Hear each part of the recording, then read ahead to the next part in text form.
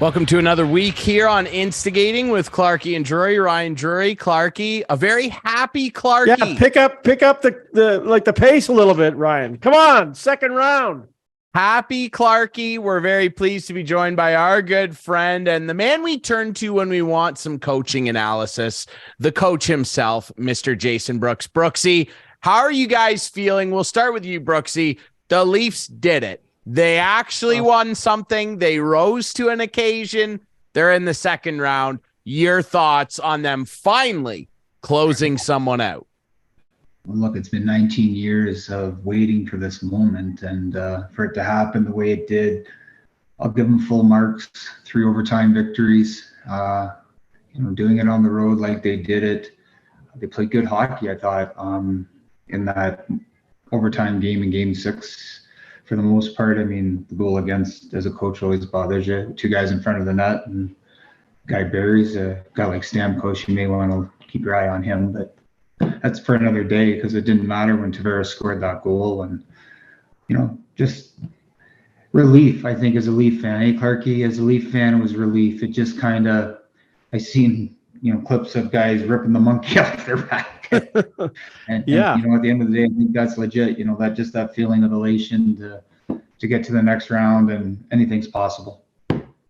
Yeah, for sure. Relief is the word. And after the loss in Game 5 at home, you're thinking, "Oh man, here we go again," right? But they did it.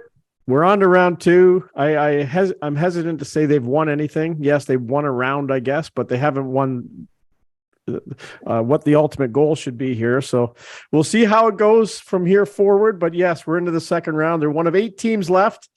And boy, oh boy, when you look at the other teams that are not around, it seems like the path may be open here. I don't want to get too excited or ahead of myself, but with Boston losing in the first round, Florida, though, tough opponent, obviously, winning the first game as we record this on Wednesday night before Game 2.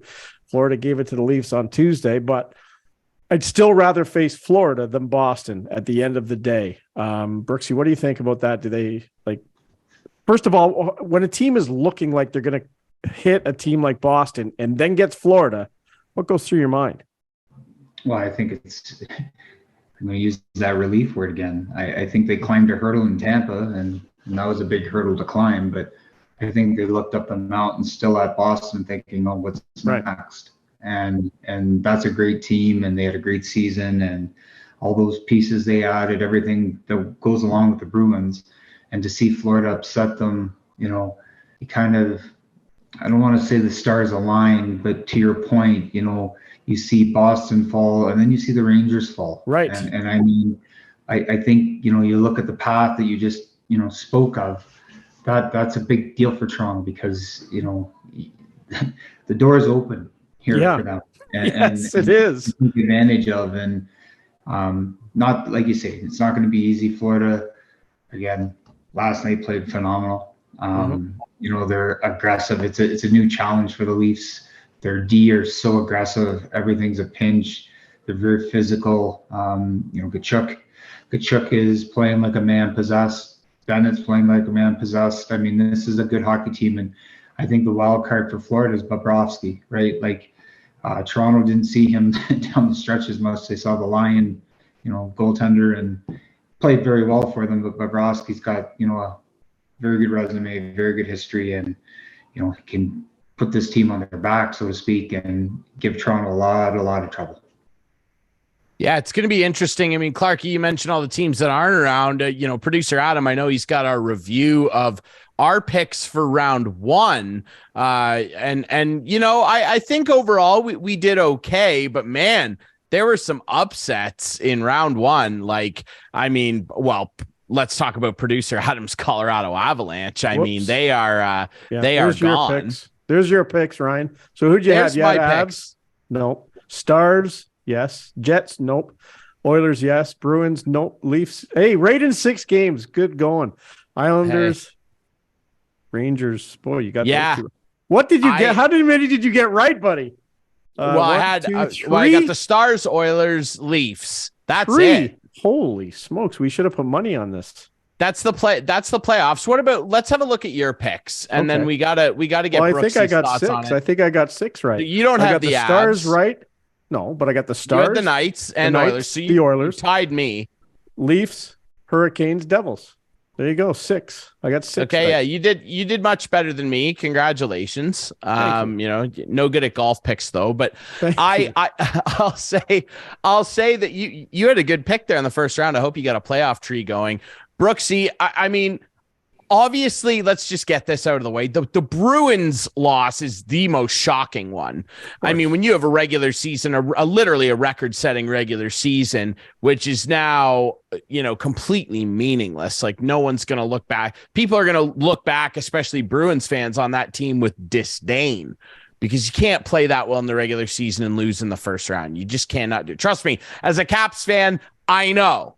And you're going to look back on that group, and Bruins fans are going to hate that roster for a long time. Beyond that one, what was the most surprising one for you? Was it Devils? Was it the Kraken? What are your thoughts? I'm going to go with Seattle. Yeah.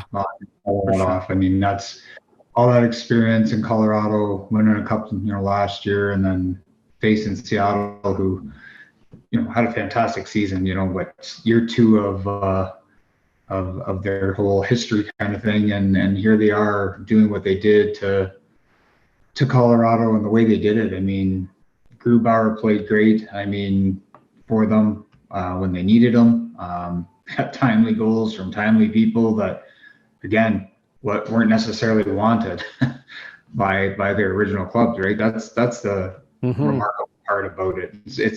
It's Vegas 2.0 minus a year, right? So good on them. I think it's great to see, and they're going to be a fun team to watch. A little bit like Florida in a way, how fast and how aggressive they play, and their D are very active, and give teams a lot of trouble to play against. And the other one that I wanted to ask you both about are the Rangers. Like, I did pick the Devils to win that series, but after the first 2 games, when the Rangers won, and like their stars disappeared. Like Panarin, I don't think he got a point in the last 6 games, did he? Like he was nowhere. And all those guys they added at the deadline, like you said, Brooksy, it's like that has got to be very disappointing for the Rangers. And I'm glad they're out of the way, because I thought they were going to be a big, tough team that the Leafs might have to get through at some point. But boy, those guys just disappeared. And Patrick Kane and Tarasenko really didn't live up to their billing coming over from the trade deadline. But Panarin's the guy who, to me, just totally disappeared. And what's the Lafreniere? I don't think he got anything. I think it was zeros across the board for the whole series. No points. Nothing. No points, minus player. It was, you know, I don't think he had any shots or hits in the last game.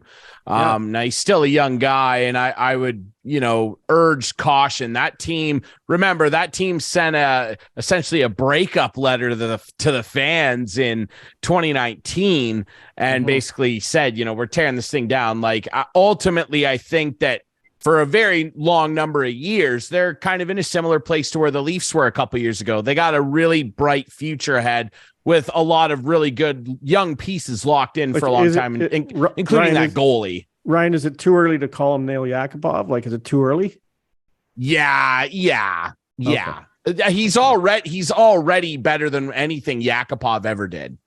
Like, you can't even find that guy. He's in the mountains of Russia somewhere in a cave. Like that dude is disappeared. Like, no, he's not Yakupov. I think that ultimately, you know, it's just one of those things where he's a victim, if you will, of first pick syndrome. Not every first overall pick is McDavid and Ovi and Matthews. Like, sometimes it's just a year where it's not that guy, you know, and the Rangers were lucky to get him. That was the COVID draft where they came out of nowhere. Did they not jump up 7 spots or something? Least. Like, they were the one team in that second tier that got the ball in the right spot. And then they did another lottery the next day to determine the winner. But it was crazy. You're right.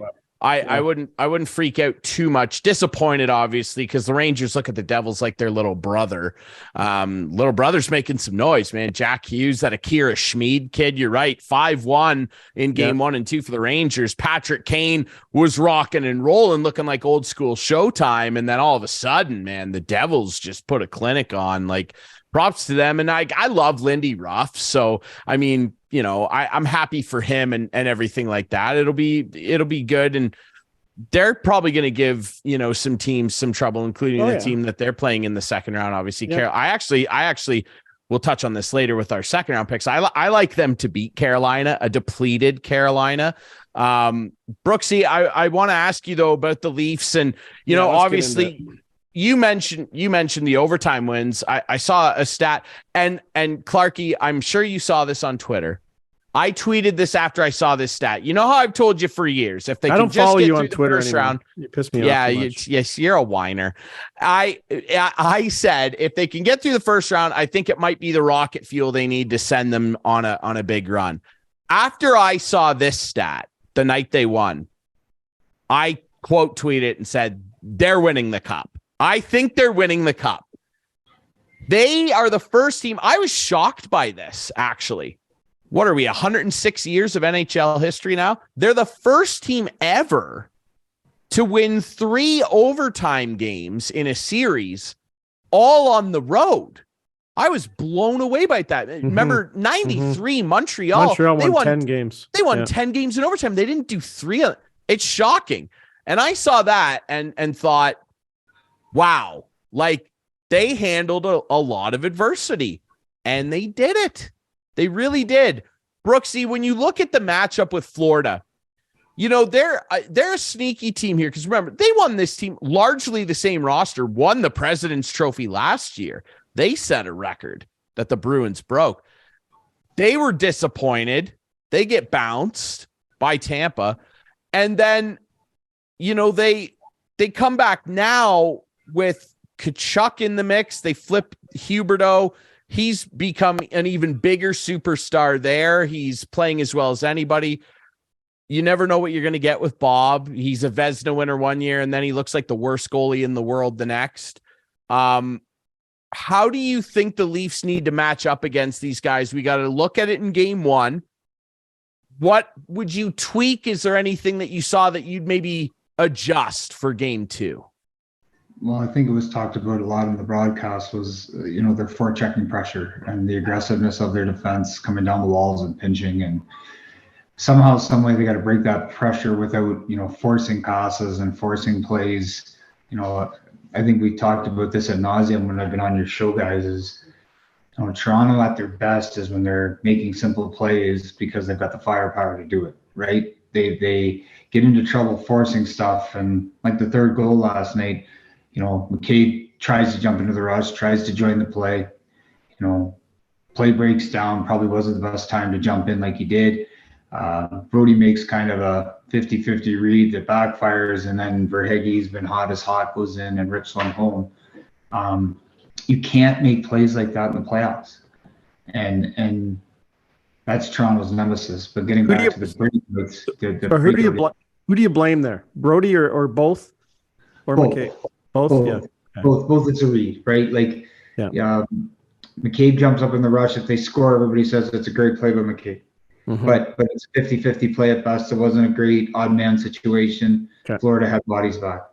The puck comes back out. Brody's in a 50-50 puck race, and you can see him look over his shoulder, thinking somebody's coming. Yeah. And then he goes and he's caught, and Duclair does a good job of eating the puck and then bouncing it over to Verhaeghe, who had put initial pressure on Brody. So if he holds, Brody holds, you know, take the rush, accept the rush, play it as a 2-on-1. Hopefully, you know, force them to bide their time a little bit, bring a back checker back to disrupt it. That's what you're playing for. You can't give up the breakaway in that case. Mm-hmm. Yeah, for sure. I agree. I thought that Brody pushed too far up and almost pinched in the neutral zone. He got caught in between, it looked like to me. Like without good support there, but then peeling back or going up. McCabe's earlier, the last defender back there is too far away. Brody gets in too tight to the puck along the wall there and loses, like you said, Brooksy, that 50-50 battle. The other defender is too far to the side. I mean, Verhaeghe had a big, wide open strip of highway. And again, it's those 50-50 puck battles that tend to tilt this series. Now it's one game, and Florida, as dangerous as they are, and maybe they feel like it's their year to have the big run because they had that historic season last year. It really didn't work out for them. They got definitely bitten by the President's Trophy curse. They're the initiators of the curse this year. And now they're playing a Toronto team where everyone is saying, oh, Toronto's favorited. Toronto's the favorite. The hope, obviously, is that the Leafs don't take too deep of a breath after getting over that 19-year hurdle and let the Panthers take control of this series. The Panthers, they have a really aggressive forecheck too. Tkachuk gets in there. Sam Bennett turns into a freak he turns into the third overall pick that he was in the playoffs. He always has like kind of so regular seasons. The kid gets in the playoffs and he turns into his idol, Dougie Gilmour, and it's unbelievable. Barkov has just kind of had a quiet little year. He always scares me. Ekblad, Montour's turned into a hell of a player for these guys. I want to look back again just quickly, though. Well, Gudis, you got to watch him. He's their boogeyman, right? Yeah, you got to keep your head up. He's the boogeyman out there. He's greasy. Now, I want to look back quickly, though, and give them a little more flowers on round one. I saw a lot of people debating this online. In your estimation, I don't know if there's really a wrong answer here because you could make an argument. Who do you feel, Brooksy, was the MVP of Toronto's first round win? It's a valid question. I know who I think it was, but. Well, I mean, you can go through, but I mean, I've talked about this guy before, and I mean, I know he was the first overall pick, but Austin Matthews, he scored timely goals, but he played great defense. And that's an area that, we talk about 60 goals, we talk about 40 goals, but blocking shots, hits, like, again, I'm not the stats guy like you or Ryan and Clarkey, but you guys, like, I'm not either. Were staggering, weren't they? Like, he led the team in blocked shots again in the playoffs, and he was right up there in hits with Shen and the boys, like, that are expected to hit. Like, I mean, these are things that I think as Leaf fans, we always looked at him and said, he's going to score, but can he do the other stuff? And he's done that. And I mean, it would be a quiet MVP of the series. I'd give Ryan O'Reilly, props. I mean, they brought him in to be that guy, be a leader, and, scores the tying goals, wins the face-off to lead to an overtime goal, blocks a shot, right? Like, these are intangibles that can't be forgotten. Maybe Samsonov, right? Like, the guy won the series even though he wasn't perfect. I mean, it's the ugliest MVP award I think I'd ever hand out, but he got the job done. So yes, he did. Those are my kind of guesses, but I'd love to hear yours.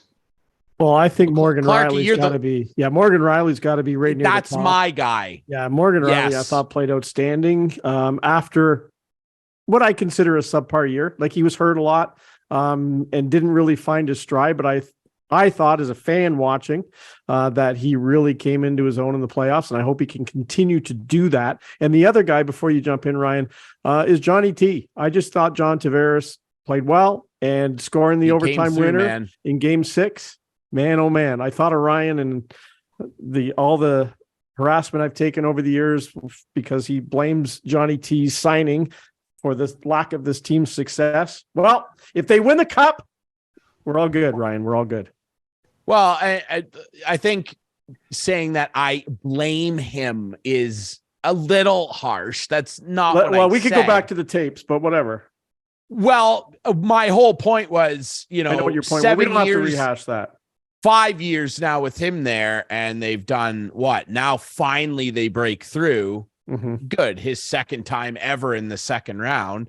Coincidentally, the first time he did, he scored a Game 6 overtime winner against who? the Florida Panthers. That's right. When he was still with the Islanders. So I agree with that. Morgan Riley, yeah, I agree. When you look at his defensive metrics, which I know people don't have a lot of time for the fancy numbers and stuff, his defensive metrics were very, very good. As a matter of fact, you talk about the year, this is actually why it fits into my narrative of him being the MVP. And you can talk about Marner, 11 points, leading the league, all that stuff. Give me a break. My whole thing, I won't take the Mitch slander anymore, Clarkey. My whole thing with Riley, though, that's what fits into my narrative here. He struggled this year. People were on him, signed this new contract. Where's the player that we think we know? Injuries. His defensive metrics were almost, especially in the last 4 games, 30% better than when he was playing in the regular season. So not only did he provide great offense, scored a huge goal in that series, had a bunch of beautiful assists and rush breakups. I thought his stick work was fantastic. He brought a very elevated. That's what you want from guys. We talk about it all the time. Raise your game in the important 30%. That's raising the stakes there. Morgan spun the roulette table and he bet it all on black and he hammered it. So he was great. Team Corsi says Riley was good, aka Ryan. What about Team Eye Test? Brooksy as a coach, what do you think? Team Corsi. I thought Luke Schenn really played well as his partner. Yeah, he settled him down. Luke Schenn was way better than I thought he was. Yeah, I hear everything you guys are saying about Morgan Riley. Don't get me wrong. Like he did have a great playoff first round, but Ryan, to you, just from a coaching perspective, so far, like highest paid defenseman on our team, you're on the Leafs. You're looking at him to be that leader, that go-to guy throughout the whole season, and how poorly he played. To jump that much to probably play more like what the expectation should be. Yep. Right. He met the expectation in the playoff, and good on him. Good on him to raise his game to that level. But why did it take to get to this point to find it? I still say Luke Schenn has a lot to do with that. He did settle him down. He gave him that physical presence, because I think that was the big concern going into the first round was their deep pairings and Luke Schenn playing with them, and what was that going to do to Riley's game? And they worked really well together. Okay, let's dive into one guy who played in some games and didn't play in Game 6.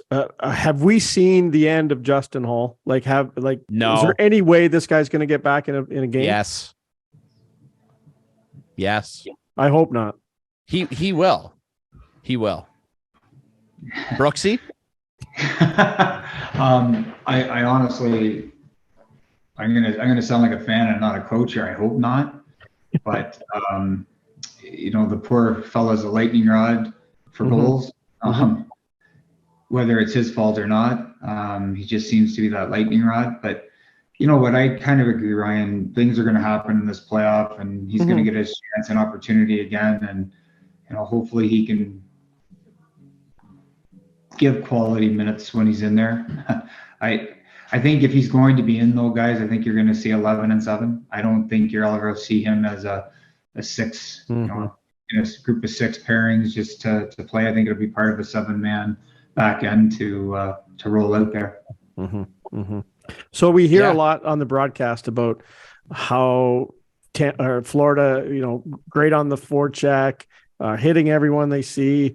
What I didn't hear, and what I would like you to tell me, is what are the Florida fans and players saying how they're going to control the Leafs? Because when you look at the roster, the Leafs, to me, have more superstars than Florida. Like, to me, the pressure should be on Florida stopping the Leafs.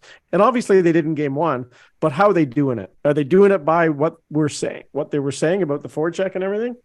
I think so. I think time and space last night was something Toronto really struggled getting.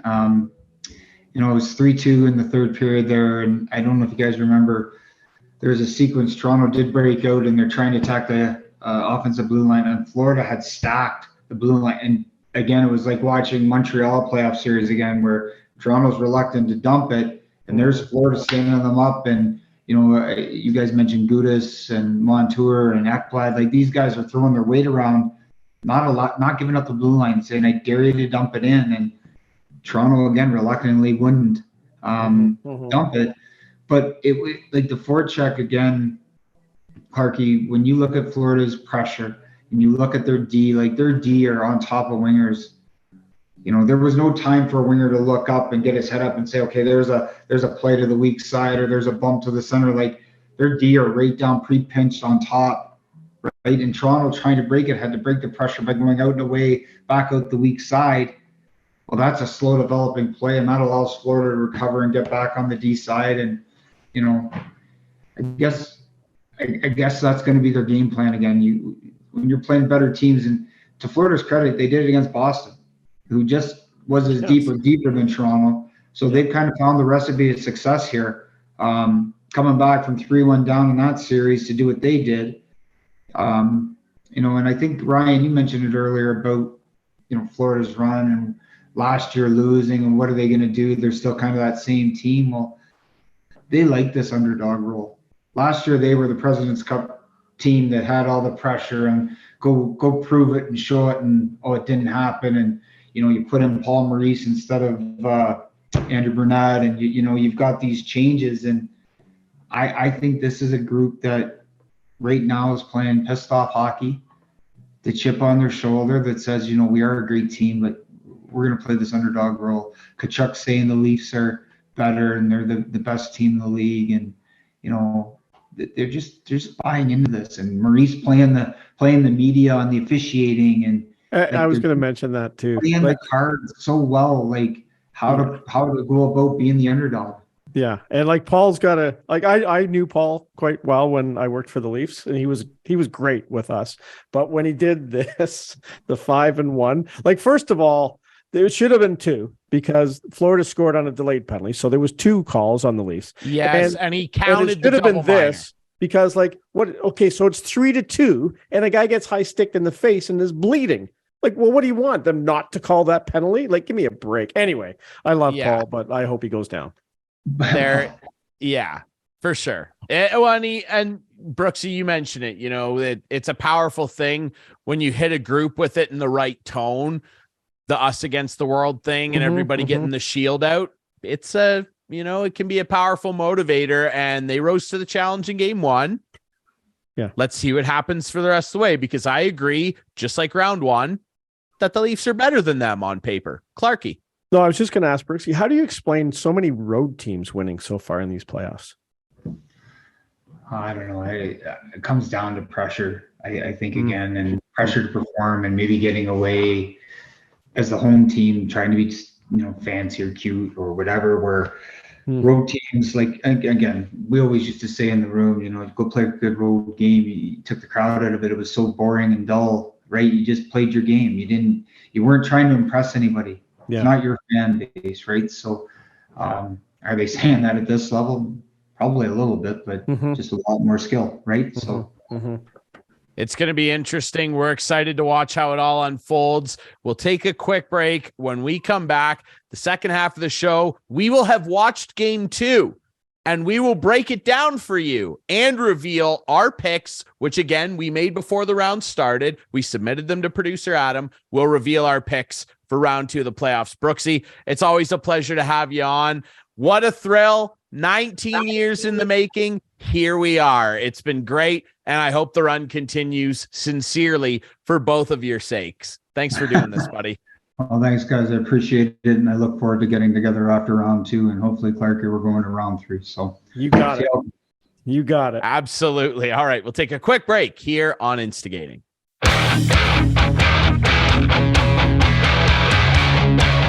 Back here on Instigating with Clarkey and Drury, brought to you as always by our friends at Larry Hudson Chevrolet Buick GMC here in beautiful Listowel, and of course the Listowel Squash Courts. Ryan, Drury, Clarkey, thanks to our buddy Jason Brooks for jumping on with us. Just to chat about, obviously, the Leafs getting into the second round. He's a dandy. Brooksy's one of the best dudes ever, dude. He's I had lunch with him dandy. the other day. Next time Love we his do it, you gotta insight. come, Clarkey. Dude, Love he's his insight. the man. Yeah. Long-time OHL Absolutely. coach, pro player. He's done everything. Sutherland Cup champ. Come on. Yeah. He's the guy you want when you're breaking stuff down. Yeah. Speaking of the second round, Yeah. We got to make our picks. And we have made our picks. I was 6-2 in the first round, by the way. Yes, you are. You were very good. Good for you. We got these picks into producer I'm hurting Adam. myself.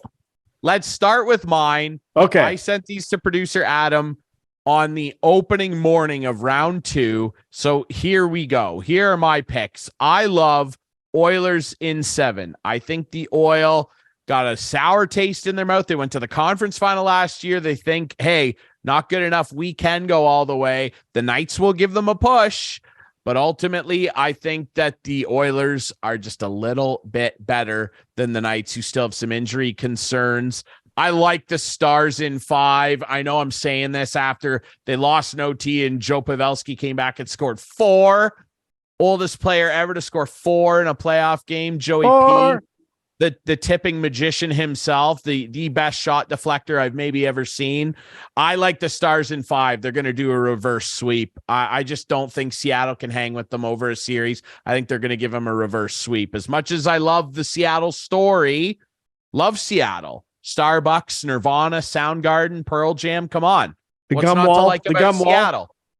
Yes. You've been to the gum wall? I've been to the gum wall. Little Space Needle action for you. Yeah. I'm in Vancouver next week. Maybe I'll dip down there. There you go. Who knows? Maybe you can catch a game. Maybe I go catch a game. It's playoffs. Well, no, but they Mora. might not be able. You might not be able to buy tickets if you're a Canadian. Well, yeah, that's a fiasco. We don't even have What a time to joke. dig No, into we that don't. whole thing. It's so dumb. It's dumb. It's up to you to build a consistent fan base to keep people out. You don't exactly. Stupid. As if Florida can't use the money, you know? Okay, back to my picks here. Oilers 7, Stars in 5. East, I like the Leafs in 6 again. I know they dropped a game again to a Florida team to open a series. I just think that they're better than Florida. They will be relaxed. They will be measured like they showed us finally they can do against Tampa. Florida will be a stiff test, but Leafs in 6. I love what I picked against them. But I cannot deny what the New Jersey Devils served me up on a platter. Excuse me, New York Rangers. No press releases from Jimmy Dolan about horrific acts of violence. No horrific act of violence to be seen here. I like the Devils to enact some winning violence in the win column. Nothing on the ice, okay? Against Carolina. I love the Devils in 7. I just think Carolina, like as much as I love them and they're coached real well, I don't like Rod the Bod, but I respect him. I just think they're too depleted, man. That Svechnikov injury, Pacioretty, I think eventually that will catch up with them. And the Devils, for the most part, are very healthy, and Jack Hughes is dancing. I like that Akira Schmid kid. He's got a great name. Akira Schmid. He sounds like a ninja warrior. Let's go. Devils. There you go. In 7. There Clarkey. we go. Okay. Well, it's going to be pretty similar to yours, quite shockingly. Oh. Yes. Oh. In fact, I think it's going to be identical to yours. No way. So bring it up. There we go. So a couple of them are. I had a couple of games different, but Stars in 5, same as yours. I just can't see the cracking that nut, but you never know. I just think the Stars are too tough. Oilers in 7, same as what you said. I think it's going to be a hell of a series, but I just see the Oilers squeaking one out. Now the Maple Leafs in 4, I might have to amend that. Oops. that was a little. I was a little overconfident. Okay, I was just a tad overconfident with the Leafs in 4. Now, what I really meant was they're going to win 4 in a row. So they're going to win the next 4, and it'll be in 5. How's that? I'm not willing to give you a pass on that, but okay. But it's the teams that count. We're not really going by the games. It's the teams that count. Then what are we No, I'm just saying. Like, no, my record was 6-2 in the first round, but I obviously didn't have all 6 of them with the right amount of games. Okay. Right. Okay. But I just think the Leafs are going to win that series. They're going to, if Bob cracks, which I think he's going to, the Leafs have beaten him. He can, and he can turn into a sieve real quick. Now they do have Lions as a backup, but anyway, I just think the Leafs are going to win this series. And then I have the Devils in 6. Akira Schmid versus Freddie Anderson. I'm not a Freddie fan, as you know, and Yeah, I'm I aware just of think the goaltending is going to be the thing that really it comes down to. New Jersey beat a tough team in the Rangers, and I think they'll carry on. Yes, so they Leafs, did. Devils, Stars, Oilers, and right above the Y in Clarkey's, there's a little dot, and that's where the Leafs will be in a month or so, or 6 weeks.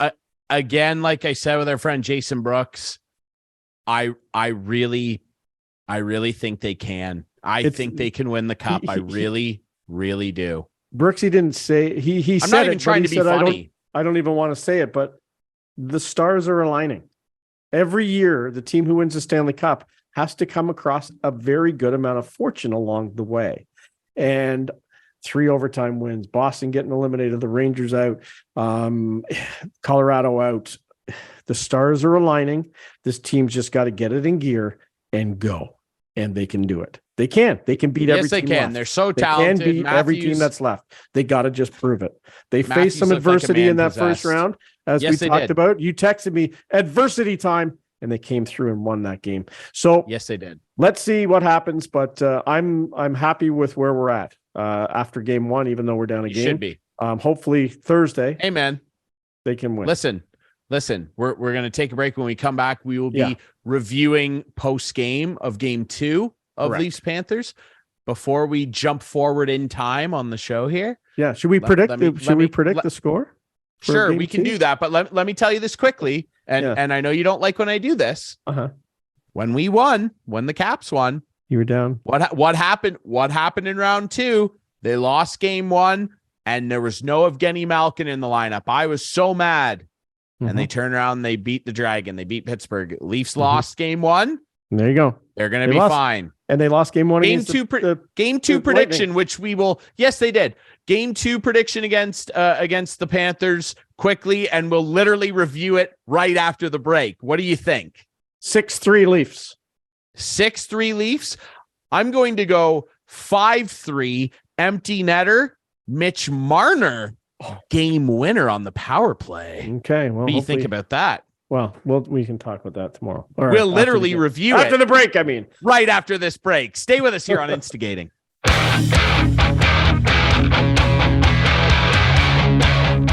Welcome back to Instigating with Clarkey and Drury.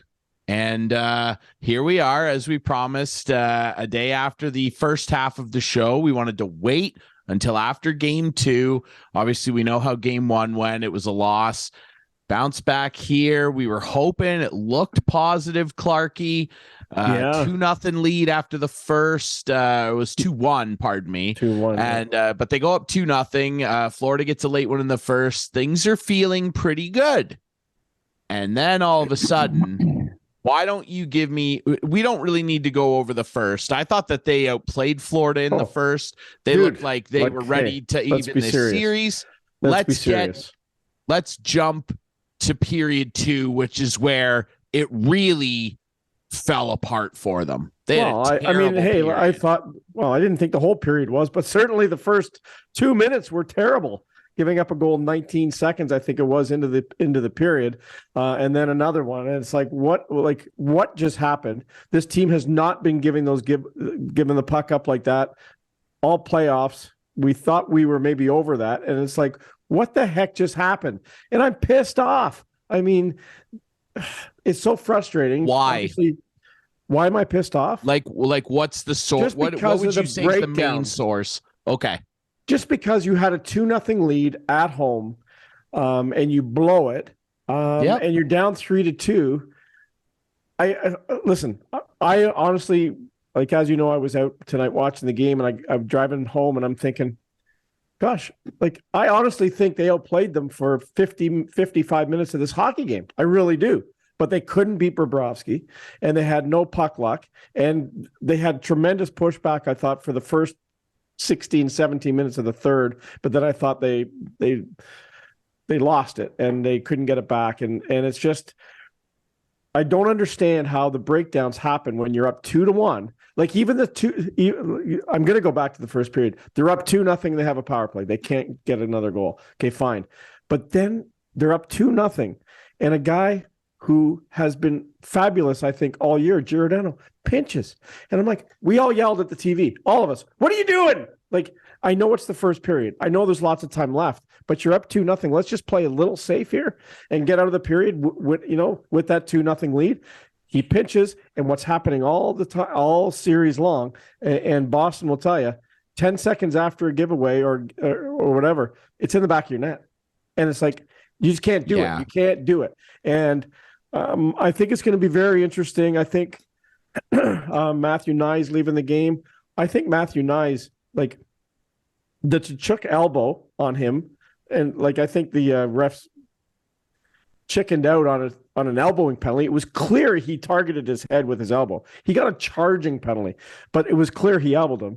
And then at least they called something. Yeah, I agree. But then Sam Bennett, from what all indications, Ellie Friedman saying he like really just slammed his head into the glass. So now the ice. Yeah, he slammed it into the glass, then put him down. He slammed him into the glass first, and then took him down. And then the cross check from Bennett again in front of the net on Bunting was exactly the same as Austin Matthews on Deline for the Sabres. Exactly the same. I watched them both side by side. They're identical. So here's my thing. Let's get this part of the conversation out of the way. Right away. Here's my thing. I can understand the missing the Bennett one on Nyes because it's way behind the play. And that's fine. I'm not saying there should have been a penalty. No, I know. Like I think there should have been, but I'm not blaming that one. I'm just saying 100%. The league's got to look at that.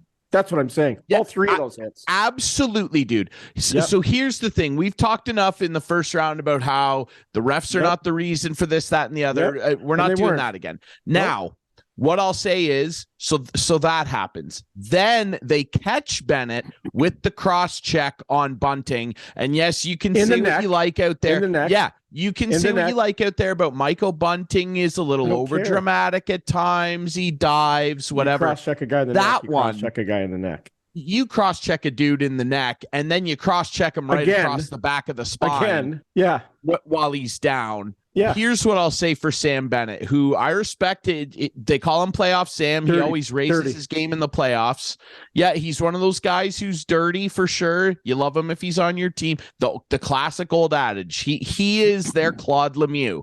He's the guy that's always throwing the little stick out there, gets you with a little extra slash after the whistle, and stirs it up. Here's what I'll say for him, though. As much as I respect the intensity he plays with and his ability to consistently raise his game in the playoffs, you could maybe get away, in my opinion, from a suspension if it's one of those things. We have no idea what's going on in the brain of NHL player safety. We can say what we want and argue the refs this, the refs that. I legitimately have extreme beef, as most of us do, with player safety. And it's not because of this suspension, that suspension. It's the wild inconsistency of it all. Yeah. We have no idea what the hell they're doing. And I wish it would go back to the Shanny days where there were videos. Like this can't keep happening here. Both of those things happening, the Nyes wrestling slam and the cross check to Bunting's head, neck, ear, whatever. He gets them way up high. Yep. It is unacceptable to me for Sam Bennett to not miss at least a game. He has to be suspended. He absolutely has to be. You can't have both those things happen in a game and not get suspended. But George Peros will. But you can't give a half a game. You know what I mean? Like both of those things should have been suspendable. Both of them. They have to suspend this guy. But I thought the Tkachuk elbow was targeting the head, just like Bunting did to Chernak. It's playoffs and he won't get anything for that. Well, but he got 3 games, Bunting. I'm just saying Bunting got 3 games for targeting the head. That's what they said. Targeting the head. You can't tell me he didn't. A, he charged him. B, he had the elbow up, and C, he targeted the head. here, and I'm not trying to But he make you won't. mad or anything. No, You're here, probably here. right. He I'm probably I'm won't. not trying. Because George Peros is a goof. George Peros got knocked He's out by terrible at his Garrett job, Moore, guys. and he's lost it. He must have. He must be losing it. Well, we'll see what happens. Let's give them the what I'll benefit say- of the doubt. Let's see what happens. Yeah, what I'll say is I agree that he's not suited for the job. I don't think he's good at the job. And it goes beyond him. He's the figurehead, but there's a staff of guys. Oh, yeah. Stefan, what's his name? And does it. Stefan Quintel's on it. Every month. Now, Habs on it. Yeah. I think the reason, and here's what I think their thought process is. This isn't me saying this. Here's the reason why Bunting got 3, because what he did to Chernak was way away from the puck, and he did not need at all to initiate that contact. Kachuk hits a guy in a puck battle. By the way, that's 4 why times suspended Kachuk. By the way, 4 I know. times. Absolutely. Yep. Absolutely, but he's not Tom Wilson, so they won't do anything to him. Yeah. So that's why with the Bunting thing. Now, again, though, I want to stress again, Sam Bennett should absolutely be suspended. If Kachuk was suspended too, let me say, I wouldn't complain about it. I would say, yeah, he picked, but he won't be. But Bennett absolutely should be. And this playoff has made it even more abundantly clear that George Peros can't do this job. Jordan Eberle broke a guy's neck. Let me say that again. Mm-hmm. Jordan Eberle broke a man's neck with a hit from behind. It was disgusting what he did to Andrew Cogliano. And Clarkey, you know this. My least favorite infraction in sports is the hit from behind. Well, sure, 3 feet out from the boards. Absolutely. Made me sick. And then Cogliano has a fractured neck after that. Yeah. And he didn't get suspended. That should have been a 10-gamer. I don't care. Playoffs are worth this many games. That should have been a 10-gamer. One more time. He broke a guy's neck. Now I digress. One day Let's someone's talk going to about kill this someone game. and they might get a game. No, they won't. Maybe. No, they won't. Maybe. It's embarrassing. Maybe. Now, let's talk about this game a little bit here because we the second period. What I'll say in summation is, I think if the Leafs play the way they did in the first period and 18-ish minutes of the third, because when they pulled the goalie, they were scrambling a lot. They couldn't get, Florida just was taking all the ice away. Mm-hmm. If they play like they did for the first and majority of the third, most nights, they probably win that game. 100%. They were generating chances. They were. They had an abhorrent second period. 4 goalposts, 4 crossbars. Like, they had a lot of chances. They hit posts. They did this. You got to find a way to bury them. But, I agree. You got to find a way. But the second period undid them. 19 seconds in, and all 3 goals come off of horrible turnovers. Yeah, you could excuse one. It's the playoffs. There's another team out there that's good too. And I'll say this for Florida, man. Of all the teams in the playoffs, Clarkey, and they did it to Boston, their stick checking is on another level. They are stripping pucks like I've never seen. Mm-hmm. That said, you could excuse one. Barkov 19 seconds in, okay. Mm-hmm. Mm-hmm. It's the baffling. second one is not only a bad turnover, it's a goal Samsonov probably wants back. And I don't know if you saw his post-game interview there. He dropped a little F-bomb. Oh, no, I didn't. You could tell he's frustrated. You'll see it on Twitter. The third one, for me, the game winner, is the most egregious one. And it's a combination of 2 guys. Marner, Nylander, I think it is, soft on the wall. No, it was Marner. Marner's soft getting the puck out. He sees Matthews in the middle of the blue line. He tries to get it to him instead of going up the wall. He sewered Matthews. Matthews made a terrible play, but he sewered him. Did. And that's what I'm saying here. Sewered him. You're 2 big guys. Matthews had nowhere to go with that puck. And Matthews gets it. And instead of trying to lower the shoulder and body into the guy, he tries to flip it. It's bad on both of them. I agree. I'll agree with you. It's worse on Marner. Yeah. But the Matthews play, instead of initiating contact and taking a hit, because your teammates are going to put you in a bad spot sometimes. Yeah, he had time to kind of drag and lower and take some contact to get that over the line. Instead, he tries the fancy chip because he wants to go. He sees it's one defender and he goes, I want to chip it around this guy and go for a run. I think he had 1/60th of a second to figure out what he was going to do. And he's like, I agree. He just sewered. Like, all Marner had to do is backhand it on the board. But what it is, all he had to do. Just backhanded it on the board. Of your two big dogs. Pants. Look at this. I'm wearing a freaking Matthews Marner jersey. Now, what I'll say, though, is Marner, that pass he made to O'Reilly was outrageous. Sure, it was. We saw the best and the worst of Mitch we tonight. did. What we can say, in fact, is that I thought, and look, people are going to go, well, Ryan, you're not a Leafs fan. You're just trying to stir a pot. I'm not. You know this, Clarkey. 3 years in a row, I've picked them to win in the first round. This year, they finally did it. Yeah, and I've told you year after year the belief I have in these guys and that I want them to do again? For you. 5 or 6 in this? 6? I picked them in 6. Okay. I said 4 straight. So the next 4 straight, they're going to win. We're combining. We're combining our prediction. I really still think they're the better team. But a lot of Tampa fans thought they were the better team. Right. They haven't lost in Florida yet. And I'll say, outside of the atrocious second period where, by the way, this was crazy. All 3 goals off turnovers, Barkov's 7 seconds from turnover to back of net. That's what I'm saying. The second goal, 6 seconds from turnover, back of net. And then Marner Matthews one for the game winner, 8 seconds turnover, back of net. And you cannot leave forwards. I saw people going, Samsonov's got to get over and stop that puck. You can't leave a seam open that wide. Forsling had a tap in. It's not his fault. Samsonov couldn't too many do anything. Errors before that. Patrick was not stopping that. Like, come on. The second one, I agree. Samsonov probably wants that one back. The third one, it looked like a dip, but whatever. Come on here. Now, but that all said, Bobrovsky's stopping everything. So it was a combo of a super bad second period. They started coming in waves a little bit more in the latter half of the period, but they had a bad second period. Let's call it 12 minutes.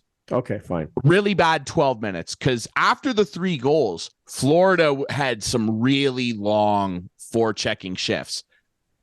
Outside of that, and the fact that they did get goalied pretty hard, I thought they were good. And if that hadn't happened, or you at least avoid one of those bad turnover goals, we're probably still watching the game. We're probably watching overtime as we record this. I really thought they were going to go to overtime. I really did. How much time we got left in the show, Ryan? I want to talk about one other thing.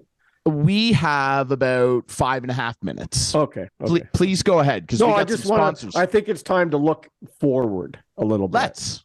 Right. So, do the Leafs think about changing their goalies if Matt Murray's healthy?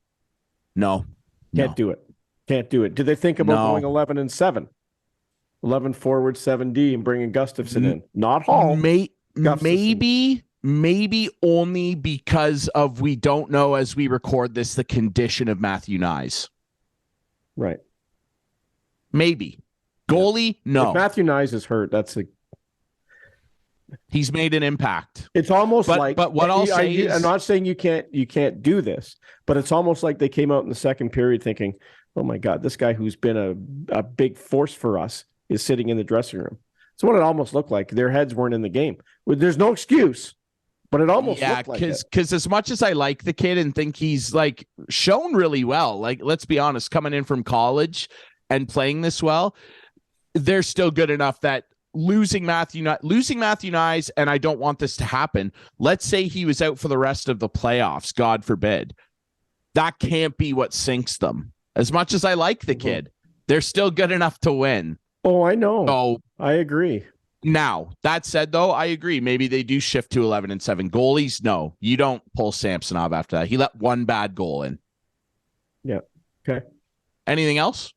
You just got to catch lightning in a bottle with something. You got to be able to be. And I thought they could have done with some luck, right? Changed. I thought the philosophy of shots changed halfway through the third period. Instead of shooting high blocker all game, they started shooting low for more rebounds. It didn't pay off, but they tried to do something different because they not having any luck with this guy.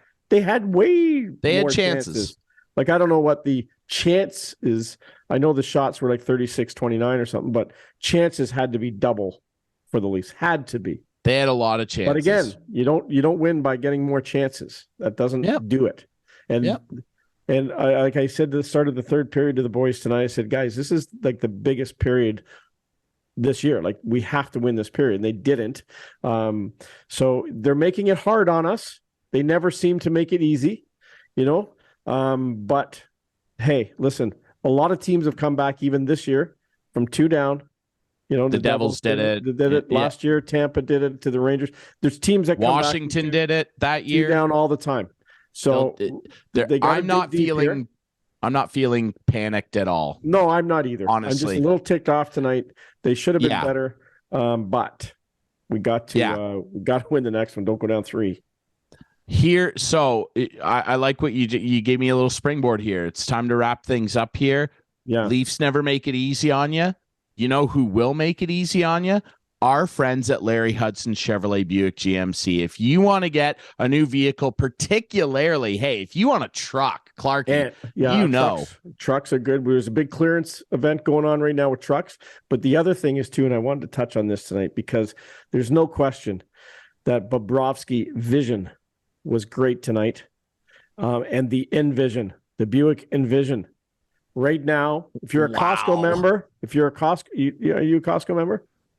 No. Well, see, you could have saved $750 if you're a Costco member and you want to buy a Buick Envision right now and other select new SUVs. But come on down. The spring and summer event is on right now at Larry Hudson's. Weather's getting nicer, finally. It's been a brutal week. It really has. We've had snow this week on the lot, walking around trying to show cars in the snow. No fun. The nice weather's coming and the people are coming, and we need to stop Bobrovsky from having good vision, and we need get you to come and look at Buick Envisions. In an Envision. I like that a lot. Now that is advertising. There you go. You go. I like that. Good vibes. See our friends at Larry Hudson Chevrolet Buick GMC. If you have a dealer, go in there. If not, go see our buddy Clarkey. He will help you out. Remember, Hudson's has it. We also want to thank our good friends at the Listowel Squash Courts. Yep. You want to go and join up? The Summer League is coming. Summer League is coming. Super easy. Super easy to sign up and become a member. It is cheap as all hell. You're going to get so much value for your money. It's a 24/7 facility. You can play squash at 2 a.m. Yeah, you really can do that. And trust me, because I have. So go visit our friends at the Listowel Squash Court. Yes, I have. When did you do that? Hold on. A month ago, I went in there. I was like, I'm going to go in there. I did, absolutely, yeah. By myself. I just whacked the ball around for a bit. I just couldn't go to sleep. Man. I was like, I'm going to go in there and whack the ball around. Wow, that's awesome. And you could do that too. Yeah. Listowel Squash Courts, super easy to find online. They've got a website. They're on Facebook. Reach out to our buddy Alan MacArthur. You can become a member. You can watch this show. You don't need a membership to watch this show. Look what I did tonight, right? Like I tried everything. You tried the rally. I tried the rally shirt. I forgot about the rally cap. I should have. That's more of a baseball thing. Done that. Yeah, I turned the shirt inside out. It worked once before. Which the Jays could have used, could they not have? My God, the Jays. The Jays, are they playing right now? Or they have their they got season started? four game sweep by the Red Sox. We're not talking about that. Great. You don't need a membership to be a fan of this show, but you can watch the show Friday nights at 8, Sunday nights at 9 with our friends on on Whiteman TV. That's channel 6 for Whiteman subscribers. We debut on our YouTube channel Friday nights at 9. Follow us on social media at Instigating Pod. We will be back next week. I will not be on the show. I'm flying out to Vancouver. Me and my two best friends. I can't believe this. I can't believe an excursion. It's like the biggest show ever. People are going to think you're suspended or on leave. We can tell them that. You can tweet out, I've been suspended. I'm on leave. It's going to be fun. Speaking of suspensions, we better be talking about some next week. There you go. We absolutely better be. Clarkey's going to be on with great guests. As always, we appreciate you watching the show, sharing it, telling other people about it, and our great sponsors, Larry Hudson's and the Listowel Squash Courts. We will see you, or at least Clarkey will, next week for more Instigating.